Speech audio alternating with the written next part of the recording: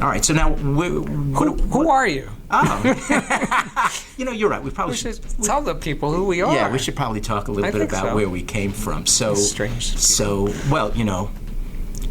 some people might know me already just from. I would think so. You got your picture on the being inside. Being the editor of that, old print magazine, Sound and Vision, they still make those. Which used to be stereo. I know we're pretty much the last guys standing, but really? I'm very proud to hold that banner up. Okay. Do you know that Sound and Vision started out in 1958 as Hi-Fi Review, became Stereo Review, became Sound and Vision in 1999, basically, January 99.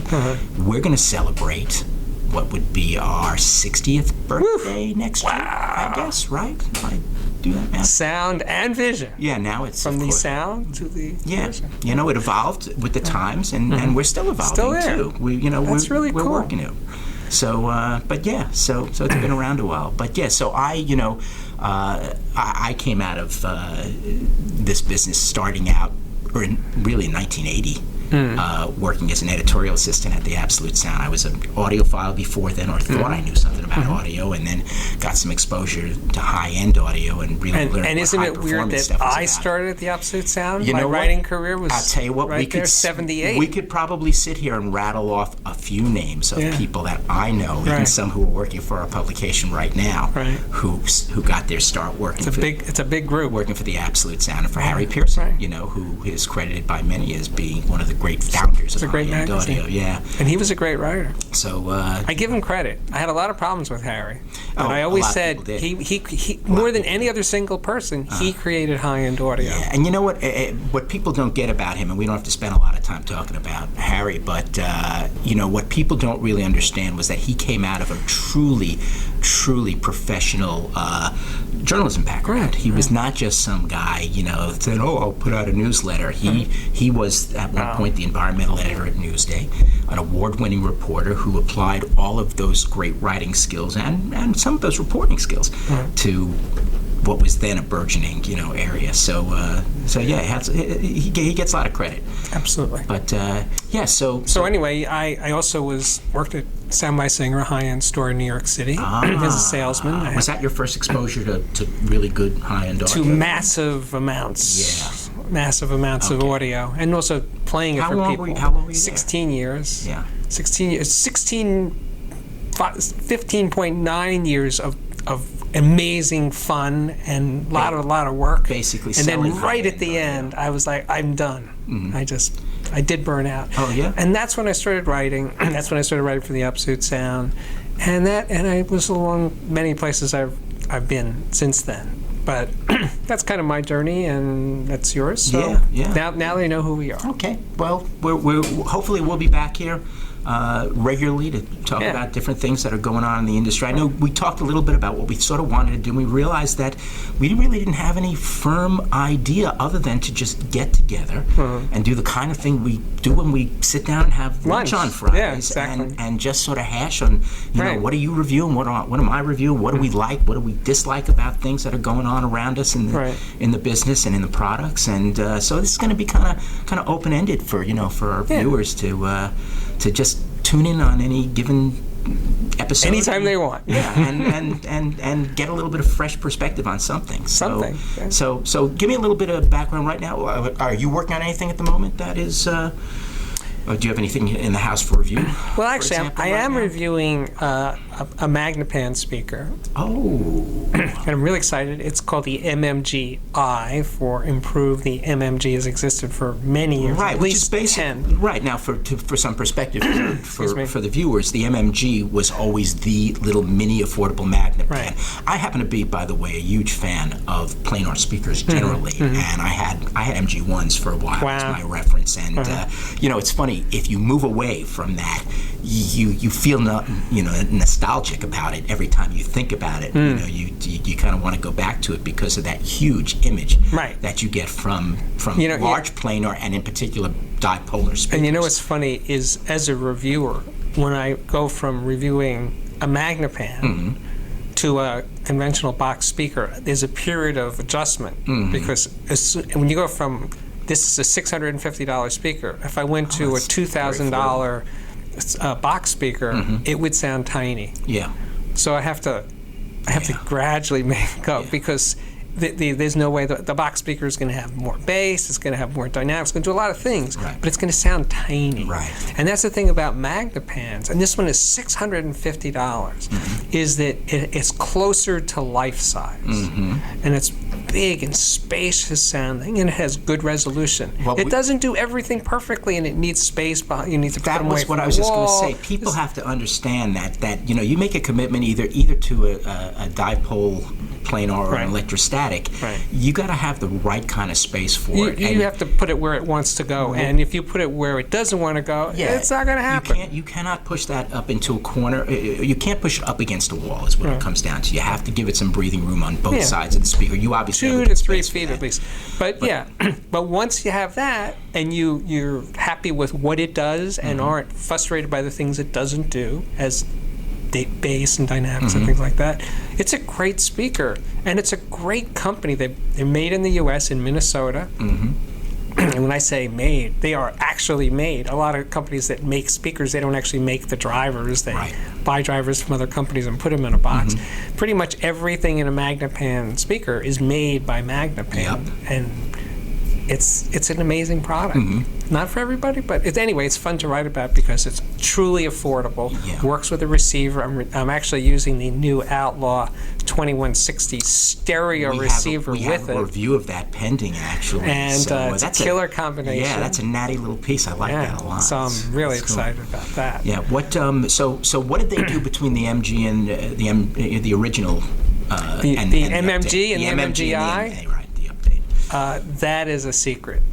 That I don't know, and they never describe why things. And you don't have one of the old MMGs. And I don't have one. Comparison, right? No. But the assumption is that they've tried to improve the performance. And the thing is, they're the kind of company that does them so rarely. The MMG, they don't come out with a new product. It's not like 2 years ago it was the MMG, now it's the MMGi. No, the MMG's been around for at least 10 years.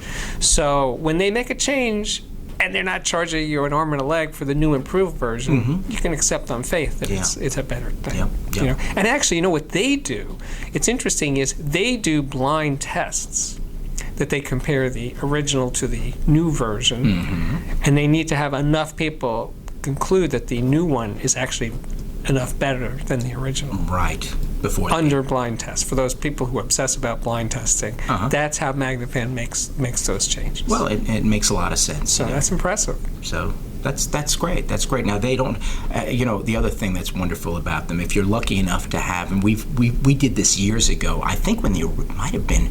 They started out as SMG. Yeah, I do recall that when the minis first came out, and I may have been at that time, I think I was the executive editor at Sound+Vision, we're talking about 2007-ish or something like that, but I recall us doing a system, I'm not sure which speaker it was exactly, but we did a full home theater system using with Mike Trey. And you just get that, it's like that giant image, but then expanded out the entire room. There's nothing that recreates a space like four corners with planar speakers in them. Yeah, no, it's amazing. That's very cool. So I'm excited about that. That's cool. And that's simple audio. Yeah. You don't even have to read the owner's manual. Yep. Right. Yeah. Good stuff. So and then there's the stuff you do need to read the owner's manual. Yeah, I know. We started to talk about this.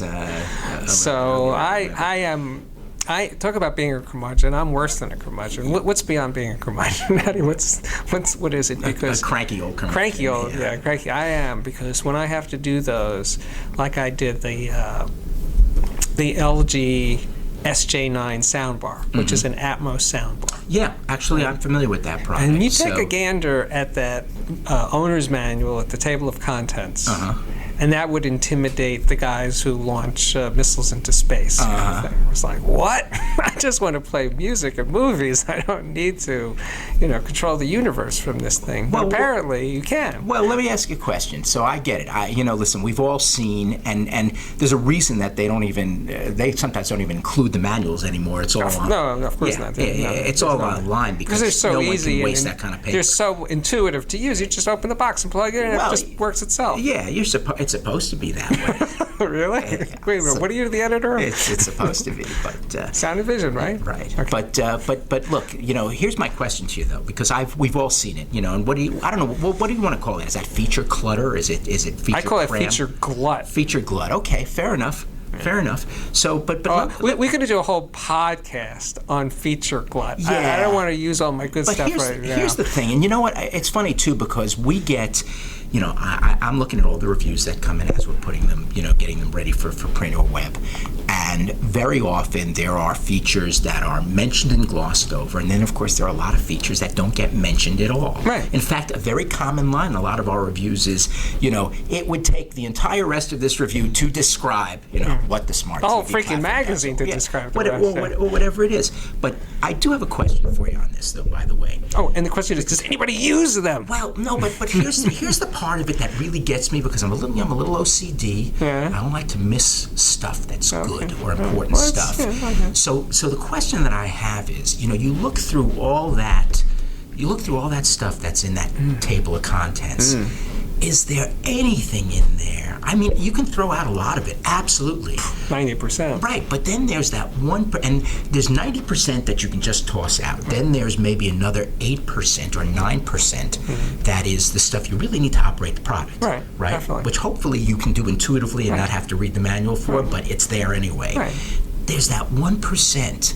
What I want to know is what's the thing I'm missing that is really cool, really different, really, really new. And you know what? I don't know if we do a good enough job of searching that out. You mean the 1% of the people who would buy that, what they need? Is that what you're saying? They think about different things. I'm trying to think of something that might be useful. That you never would have Wi-Fi thought for your of. toaster? I don't know. It's but there's that occasional thing like LG's got a feature on one of their maybe this is not a great example, but LG's got a feature on their TV now where you can basically zoom in on your video so that if you're taking a home video of your kid playing a game, you can use the feature on this television to look at your kid in the orchestra or your kid. Oh, I can see that. That's in the center of the frame. Well, that makes sense. But That's it's the kind of thing. It's the kind of thing. But it's not like it's a common feature. Somebody had to think about it. They had to put it in the manual somewhere. They had to pitch it on the spec sheet. All that stuff has to happen.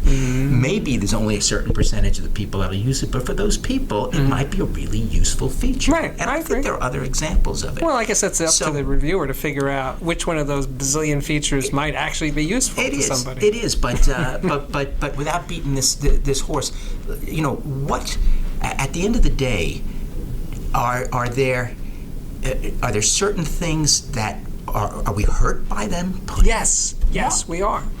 Why? What they damage get does in it do the to way. you if there's just more stuff? Because they get in the way.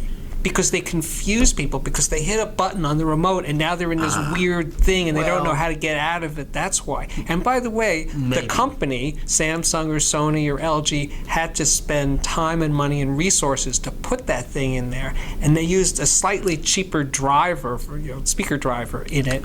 So I'm hearing crappier sound than I would have if they didn't devote X thousands of dollars to put in that zoom feature. Maybe. Not maybe, definitely. No, listen, I think a lot of this stuff is software based, and all they do is, they've got basically a whole team of lab rat engineers, that are just sitting there churning on the treadmill writing code for these things. So I'm not sure. Still, somebody had to get paid. Some licenses had to be paid. There's no doubt about it. Maybe they could have used another acoustic engineer instead of the guy. Exactly my point. Because that's the stuff that people are using 100% of the time. Yeah, but I do think you make a really good point though about making the products too confusing. And I'll give you an example of a product that is entirely designed to be accessible. Confusing. No, accessible. The opposite. Okay. Yeah. So Sonos is a company that has always tried to take that other pathway. And when they came out with their soundbar, and they've kind of followed it now because they have a new sound platform as well. Yeah.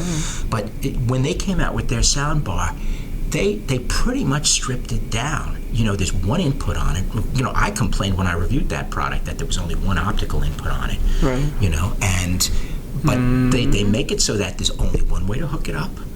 and you know, all you got to do is introduce it to your system, and it works, and it just works. And there's not a lot of confusion. There's a couple little tweaks if you want to go into the software. There's a couple little tuning things that you can do. But as Pee Wee Herman once said, oh no, everybody's got a big butt. Remember? Yeah. Okay. So go ahead. The big butt was, and I think you talked about it in the review of the Playbar, is that it basically, you were giving it a PCM signal. You weren't giving it bit stream. Well, you know what? That was, it sort of depended. You could, that is true. No, it didn't. It had Dolby or DTS. I think it had Dolby. It has Dolby. It has Dolby. The failing, just to clarify that, you're right. The failing of that product was that you could give it a Dolby digital signal, and it would recognize a Dolby digital signal. If you sent bit stream to it. But the problem was that all the TVs at that time, especially, all the TVs at that time, out of their optical output, would only send PCM.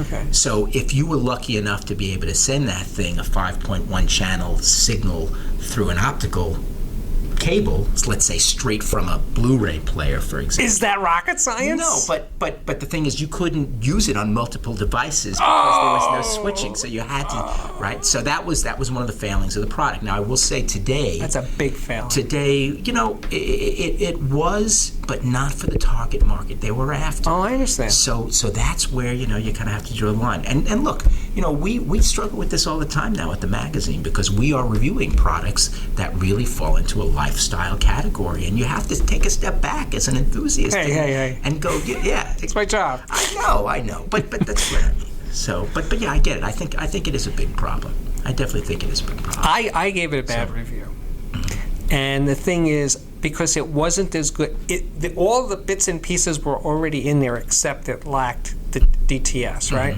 So especially if you use it with their subwoofer, and you spent the extra money to buy the surround speakers, the Play 3s or whatever. Yes, and you had no choice with DTS but to give it. We're still talking about the Sonos. Right, the Sonos, right? Yeah, you had no choice but to give it a PCM for that. Then you were basically hearing Pro Logic surround as opposed to discrete surround, and the subwoofer was mud compared to the way it would if you sent it 5.1. Yeah. So my frustration was they've already got the stuff. The hardware part of the Playbar and all the other things was there.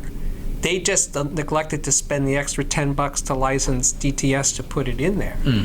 For those people, they couldn't have had like a page in their owner's manual or Pixels of saying, if you want it to sound better, do this.